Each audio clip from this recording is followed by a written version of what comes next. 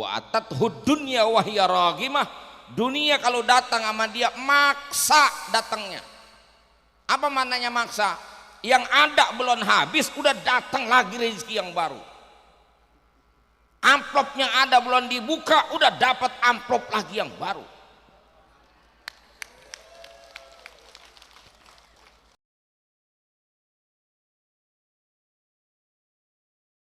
La ilaha illallah wahdahu la syarika lah syahadatan iddakharaha liyaumil ma'ad wa ashhadu anna sayyidana wa nabiyyana Muhammadan abduhu wa rasuluh muwaddihi tariqil huda wassidad.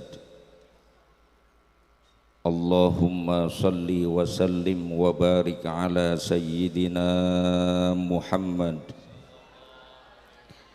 wa ala alihi wa ashabihi min yaumina hadha ila yaumil mi'ad. Hadratil mukarramin wal muhtaramin, para alim ulama, para kiai, para asatid, para guru, para tokoh masyarakat, bil khusus sahibul ma'had akhi fillah al-mukarram wal muhtaram Kiai Haji Tabrani Hannan beserta seluruh keluarga besar Pondok Pesantren Al-Istiqamah, aparatur pemerintah yang mungkin ada di tengah-tengah kita yang sama kita hormati, seluruh hadirin dan hadirat yang mudah-mudahan kita semua senantiasa dirahmati dan diberkahi Allah Subhanahu wa ta'ala. Alhamdulillah, hari ini kita bisa hadir di tempat ini dalam acara haul almarhum al-maghfurlah al-mukarram Kiai Haji Ahmad Suhadi Ismail wa usulih wa furu'ih. Mudah-mudahan Allah Subhanahu wa ta'ala limpahkan rahmat dan karunia-Nya buat kita semua dan almarhum al-maghfurlah murabbi ruhina ditempatkan di tempat yang mulia di sisi Allah Subhanahu wa ta'ala. Dalam kesempatan ini kesempatan kedua saya. Beberapa tahun yang lalu saya sempat hadir di tempat ini. Kali ini izinkan saya memulai ceramah saya dengan cerita kisah riwayat dialog antara seorang guru dengan muridnya. Ini saya kaitkan dengan kondisi kita saat ini berada di pesantren, di tempat di mana anak-anak kita menimba ilmu pengetahuan. Sang guru bernama Syekh Syakik Al-Balkhi, sang murid bernama Syekh Hatim Al-Asam. Riwayat ini diangkat oleh Al-Imam Al-Ghazali di dalam masterpiece-nya Ihya Ulumuddin. Nanti boleh dilihat ulang di dalam kitab itu di bab Afatul Ilm yang bicara tentang ulama su dan ulama ul akhirah. Kemudian kitab ini disarikan oleh Ibnul Qayyim, lalu kemudian diberikan talkhis lagi oleh Ibnu Qudamah Al-Maqdisi. Saya ambil dari kitabnya Ibnu Qudamah Al-Maqdisi, lebih singkat, lebih simpel, poinnya sama. Sang guru bertanya kepada muridnya, sahibtani muddatan, kam muddatan sahibtani, berapa masa, berapa lama kau membersamai aku? Syekh Hatim menjawab, salasan wa salatina sanatan, 33 tahun. Memang syarat nutut ilmu itu harus tulu zaman, spare waktunya kudu lama. Lalu gurunya bertanya, famada ta'allamta, apa yang sudah kau dapati, apa yang sudah kau pelajari? Muridnya menjawab, sama niyata masailah, selama 33 tahun aku mendapatkan 8 perkara. Sang guru lalu berkata, inna lillahi wa inna ilaihi raji'un. Ngaji 33 tahun cuma dapat 8. Sehingga mengundang keingintahuan gurunya, coba sampaikan kepadaku 8 perkara yang kau tahu selama 33 tahun itu. Diuraikanlah 8 perkara ini oleh gurunya, dan pada akhirnya gurunya mengatakan, Al-an saya sekarang, an tilmiduka, saya sekarang ini pantasnya adalah muridmu, bukan gurumu. Relevan untuk saya sampaikan di acara haul dan di acara pondok pesantren. 8 masalah ini udah menjadi saripatinya sekali, essence kalau dalam materi-materi benda duniawi kita. Beliau mengungkap 8 perkara itu, mudah-mudahan saya ingat semua. Kalau kagak ingat ya rujuk sendirilah di kitabnya. Kalau yang kagak tahu nanya sama gurunya. Yang pertama beliau katakan, nazartu fi qaulillahi ta'ala, aku melakukan pengamatan. Di dalam Al-Quran ada firman Allah yang berbunyi, wa amma man khafa maqama rabbihi wa nahan nafsa 'anil hawa fa innal jannata hiyal ma'wa. Siapa orang yang takut kepada Tuhannya, takut saat nanti berhadapan dengan Tuhannya, dan dia kemudian berusaha mengendalikan hawa nafsunya, maka sorga akan menjadi tempat kembali baginya.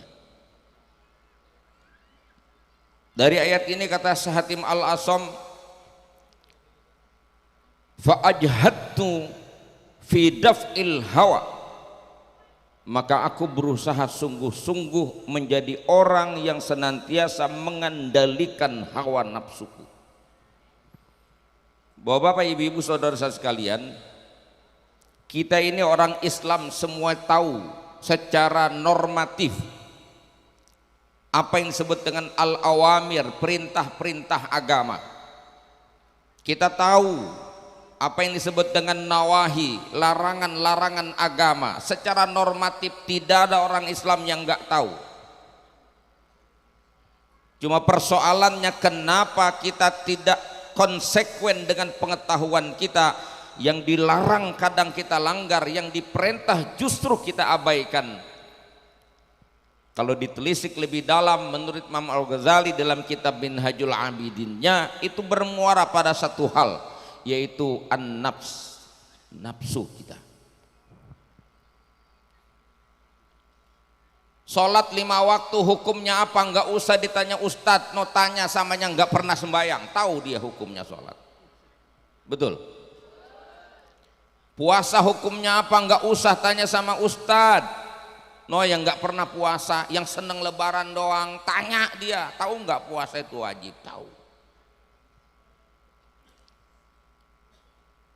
No, yang suka main judi tanya. Kalau dia tanya hukumnya judi itu apa? Nggak usah tanya ustadz, tanya kiai, tanya bandar judinya. Tahu.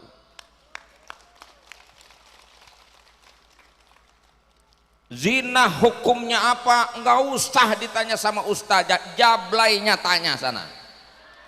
Tahu. Betul. Hukum sedekah jangan ditanya fadilahnya, udah tahu semua. Jangan tanya sama kiai, tanya sama yang pelit, medit, kikir, koret, bakhil, pantat kuning, buntut gasiran. Tanya sama dia, tahu. Muaranya di situ. Kita gagal mengendalikan hawa nafsu kita, sehingga ketika berhadapan dengan perintah dia bertolak belakang dengan kebenaran yang kita tahu tadi. Itu disebut dengan wa nafsun tunazi'uhu, nafsu yang kontraproduktif. Makanya pada akhirnya keselamatan manusia itu ada pada pengelolaan jiwanya, bukan sekedar ilmu pengetahuan. Maka kita sering mendengar orang pinter banyak, orang bener yang sedikit. Betul. Tuh orang-orang yang korupsi jangan ditanya hukum korupsi, tahu dia tuh orang pinter semua, orang sekolah semua. Emang yang korupsi itu orang-orang bodoh Pak, orang-orang pinter yang punya jabatan. Gak mungkin dia punya jabatan kalau bodoh, dia tahu dia. Hukum agama tahu, hukum negara juga dia tahu. Kenapa dia masih korupsi juga? Dasarnya adalah nafsu itu. Sekolahnya itu bukan kayak kita, dari PAUD dulu belum ada, TK, SD, SMP, SMA, S1, S2, S3, ST, S doger, S bombon. Tahu Pak. Dan efek yang ditimbulkan dari kejahatan yang dia buat juga dia tahu. Kalau sekedar tahu, maka pengetahuan kalau hanya sekedar pengetahuan ansih tidak akan pernah berefek apa-apa. Maka yang dibutuhkan lebih dari sekedar ilmu. Dalam terminologi ulama-ulama sufi selalu dikaitkan dengan sebutan al-ilmun nafi'. Ilmu yang kita harapkan adalah ilmu yang bermanfaat. Apa itu yang manfaat? Nurun yakdzifuhullahu fil qalb. Ilmu yang manfaat adalah bukan lagi sebatas pengetahuan yang ada di otak, tapi nur yang Allah letakkan di dalam hati seorang manusia, sehingga jalan hidupnya terang dan tercerahkan, sehingga dia bisa benar-benar bisa memilah dan memilih. Yang bisa dia ambil, dia tahu harus melangkah kemana. Itu disebut dengan al-ilmun nafi. Itu yang paling mahal sesungguhnya. Makanya kita selalu doa, Allah manfa'na bima 'allamtana wa 'allimna ma yan. Udah dikit-dikit aja, nggak usah banyak-banyak ilmu. Makanya dimulai ngajinya niatnya kudu bener. Niatnya kudu lillah. Kalau nyari ilmu bukan karena Allah, tidak lillah, ya sudah bisa kita pastikan itu dipilah saja. Selain lillah berarti lid dunia sudah. Apapun kalau orientasinya dunia, ya ujung-ujungnya pelanggaran Pak. Orang kalau orientasi hidupnya dunia, jangankan dia diberi gaji besar, dunia diserahin sama dia, nggak akan cukup. Nggak akan cukup bagi dia. Lawang laut aja dipager kok. Ntar lama-lama langit dikapling tuh. Betul. Tuh kalau kita ngaji kitab kecil namanya Nasoihul Ibad gitu ya. Ada di bagian awal itu, dan ini dinukilkan oleh Ibnu Hajar al-Asqalani, lalu kemudian juga diambilkan dari riwayat Ibnu Majah. Kalau kita lihat ada man kanat niyatuhud dunya, siapa orang yang orientasi hidupnya adalah dunia semata, yang ada di otak pikirannya hanya dunia, di hatinya hanya ada dunia, maka Allah akan timpakan bagi dia 3 hal. Yang pertama, Farraqallahu amroh, Allah akan bikin acak-acakan semua urusannya, nggak akan pernah ada beresnya, nggak akan pernah ada cukupnya. Dunia tuh, Bapak ngerasain dah Pak ngadepin yang begini nih. Kalau targetnya dunia ini Pak, nggak akan cukup. Bapak mau kasih sawah sehektar pun nggak cukup. Betul? Dunia akan dibikin acak-acakan karena dunia ini memang bala, nggak akan pernah ada beresnya. Beresnya hidup kita mati, itu aja. Orang kejar-kejar dunia itu apa beresnya hidupnya? Nggak ada. Emang dia pikir orang yang menguasai dunia beres hidupnya? Enggak. Dunia itu nggak akan pernah beres. Jadi santri pengen kawin, habis kawin punya anak, habis punya anak bikin udah beres semua, udah sukses, punya anak, punya kerjaan. Nah, dia punya anak lagi nanti punya cucu. Nah begitu kan. Jadi nggak punya rumah, nanti ngimpi pengen punya rumah, agendanya kalau udah punya rumah udah selesai. Ente bilang punya rumah udah selesai, nggak cukup rumah doang, pengen punya mobil, kan begitu seterusnya. Nggak ada ujungnya. Hatta zurtumul, turutin tuh nafsu, mentok ente.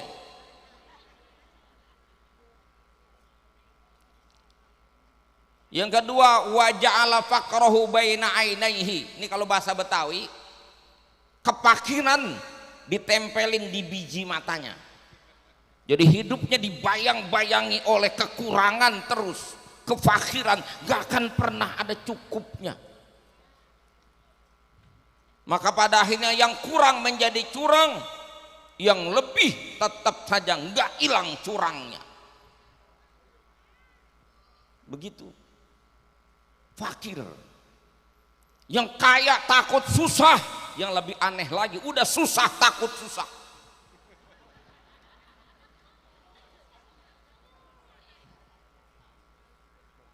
Yang ketiga, walam yaktihi minad dunya illa ma kutiba lahu. Dunia tidak datang kepada dia kecuali apa yang sudah Allah takar untuk dia. Gak akan ada yang namanya reward, gak ada yang namanya bonus, tidak akan ada yang namanya rizkun mau'ud. Karena rizkun mau'ud hanya dikhususkan untuk hamba-hamba yang bertakwa saja. Ini kiai ini rizkunnya mau'ud. Saya datang kemarin lu belum begini, sekarang udah kayak begini. Emang pencariannya apa? Gak usah nyari, dianterin sama Allah tuh duit, dikirim. Makanya kiai itu para kaya-kaya, alhamdulillah. Makanya umat jangan suka ngiri aja. Ini pada rame nih katanya, hari ini kiainya pada kaya, umatnya susah. Gitu kan kritiknya sekarang. Sekarang kiai-kiai NU kalau ada muktamar, ada rapat, konferwil segala macam, itu mobil mewah berjejer. Itu dikritik sama orang, ente jangan suuzon, itu rezeki yang Allah kirim dari langit, bukan boleh korupsi. Pesantren apa yang boleh korupsi?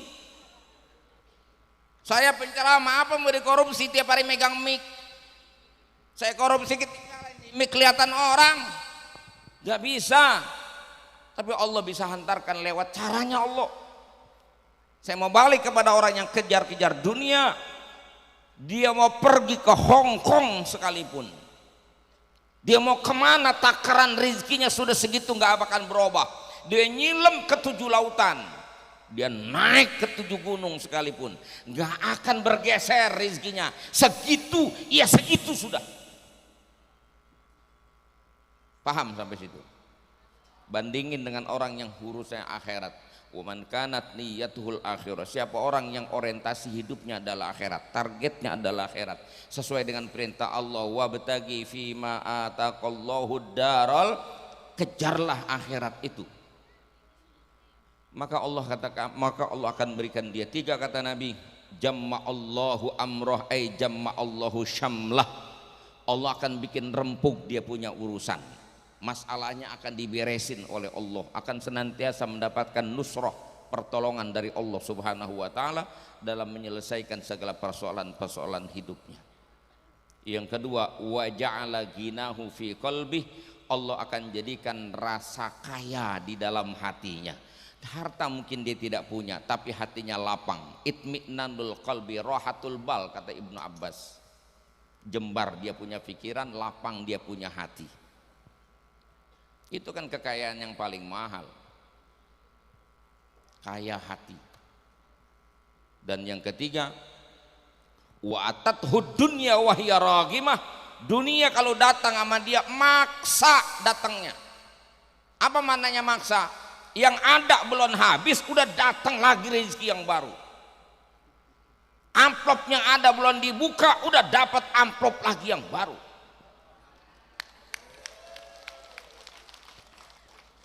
Saya amplop mulu dan ada yang belum saya buka. Sombong bener. Ya tanya tuh ustaz-ustaz, tanya Kiai. Insyaallah. Harta yang di kampung-kampung saking dijamin rezekinya oleh Allah. Rezekinya itu maksa udah datang, belum habis udah datang lagi, baru tahlilan malam ketiga udah ada yang mati lagi kampung sebelah. Nyambung.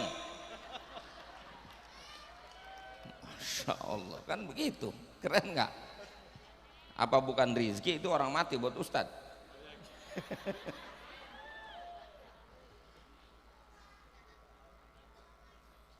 Itu yang pertama. Yang kedua, beliau katakan, ini urutan ke-8, 8 urutan ini, saya urut satu-satu sampai mudah-mudahan sampai ke-8.